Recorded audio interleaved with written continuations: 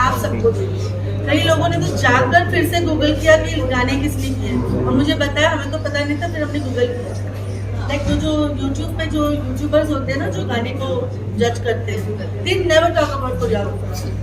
अभी रिसेंटली जब ये दोनों गाने रिलीज हुए, I have seen couple of them going and looking for choreographer कौन है, and I felt really happy. तो आई थिंक गदर ये एक चेंज लेकर आई है अपने आप में, कि जो फेमस टीवी पे जो आते हैं जजेस, उनके अलावा भी देरा कोरियोग्राफर, ये गदर लेकर आई। अब आई थिंक गदर के बाद ये ट्रेंड चालू होगा कि लोग कोरियोग्राफर्स को और बाकी टेक्नीशियंस को वो रिस्पेक्ट देंगे, उन्हें जानने की कोशिश करेंगे। रियलिटी शोज में जिस तरह का डांस दिखाता है और फिल्मों में जिस तरह का डांस हो रहा है, जो परिवर्तन आ रहा है, उसको आप किस तरह से देखती हैं? ये खासकर यंग जनरेशन को क्या संदेश देना चाहेंगी जो इस फील्ड से जुड़ना चाहती हैं? देखो, रियलिटी शोज के जो डांसेस है वो शो डांस करते हैं। आप डायरेक्ट उनको देखते हो और उनकी स्टेप्स का लिरिक्स के साथ लेना देना नहीं होता, क्योंकि वो सामने बैठ के भी ऑडियंस के हिसाब से स्टेज का डांस करते हैं, जो 8 के और 16 के ब्लॉक्स होते हैं।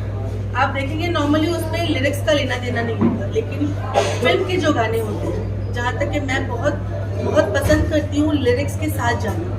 अल्फाज जो कह रहे हैं उसके मतलब को निकाल के अपने कैरेक्टर के थ्रू लेके आना मुझे बहुत पसंद है, जो हमने गदर में भी किया और मैं अपनी हर फिल्म में करती आई हूँ। ये मेरी प्रैक्टिस है जो गदर में जाके फ्लॉरिश होगी। गदर ने अपना चार्म मुझ पर डाल दिया, जो बरसों से कर रही थी आज वो खुल के सामने आ गया।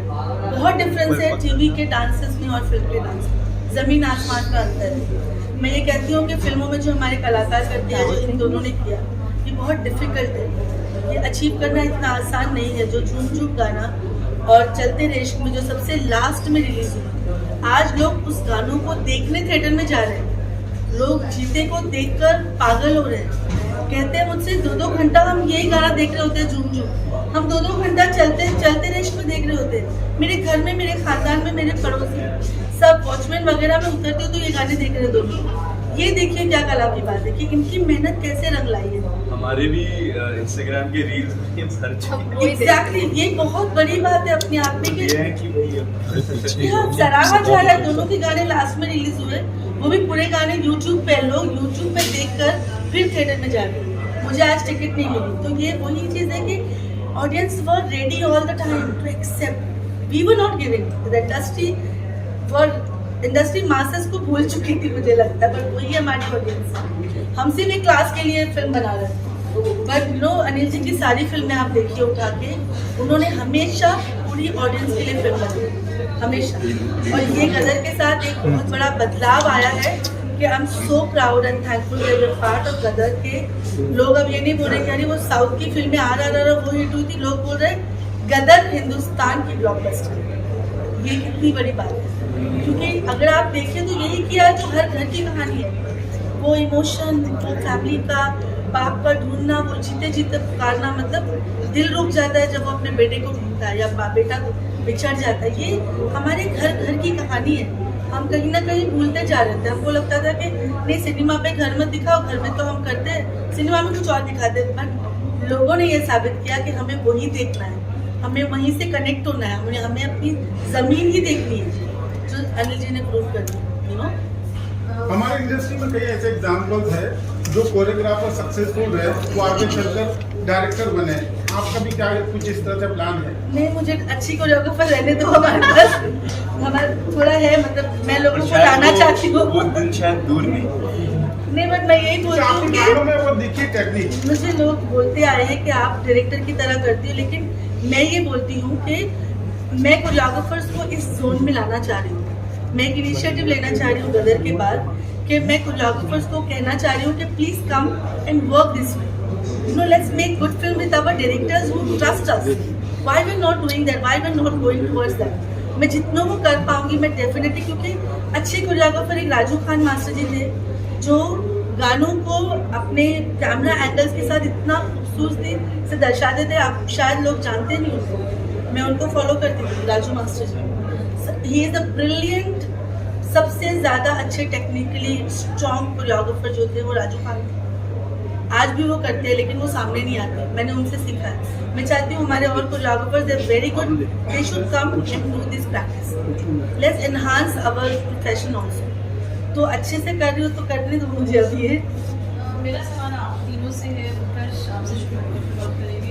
जब गदर बन रही थी, गदर has created a history and including you. Basically, yeah, this film is history in making again.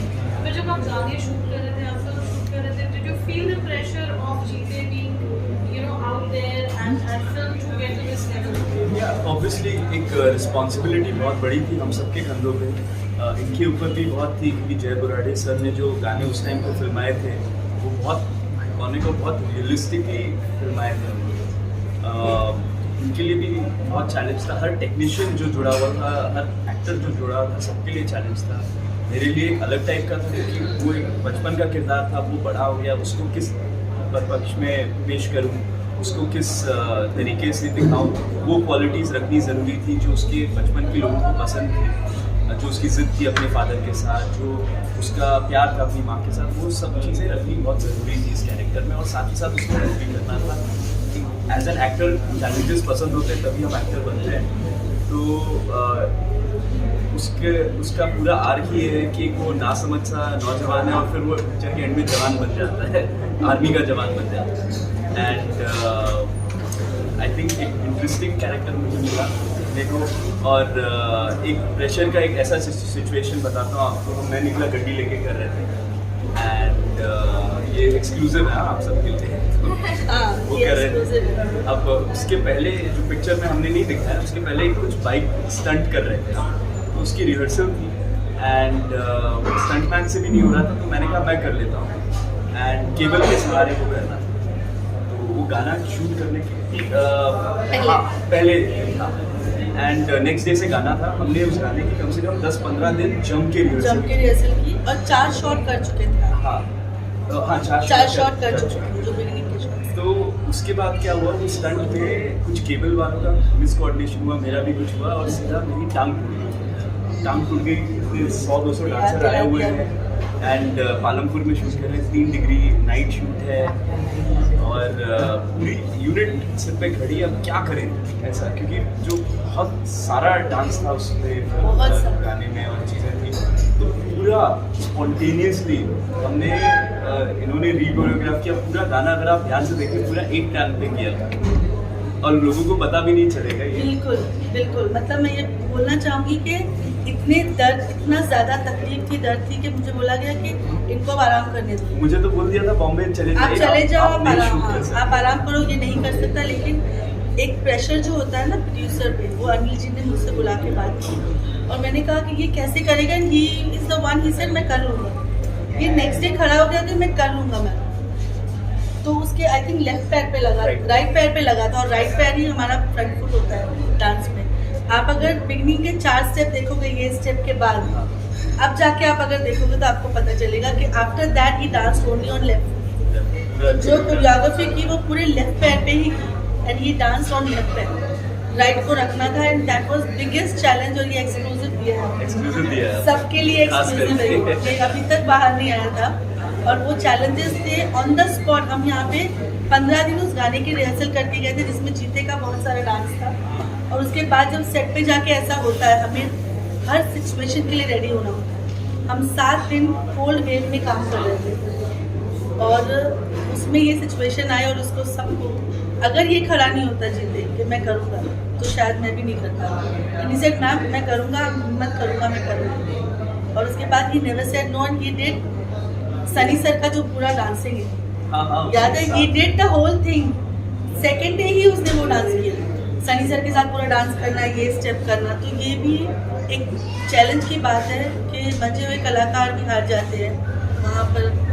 उत्कर्ष ने हिम्मत की, टीम वर्क। हर गाने में हमारे साथ हर गाने में कुछ ना कुछ हुआ है। लेकिन ये जो तुम प्रेशर की बात कर रहे थे कि ये प्रेशर से ज़्यादा एक जिम्मेदारी थी, कि जैसे नजीब भाई हमारे कैमरामैन वो भी बोलते थे कि मैंने पहली फिल्म में शूट की है लेकिन अभी मुझे बहुत सही करना है। ये ज़माना 22 साल बाद बहुत अलग दौर में है।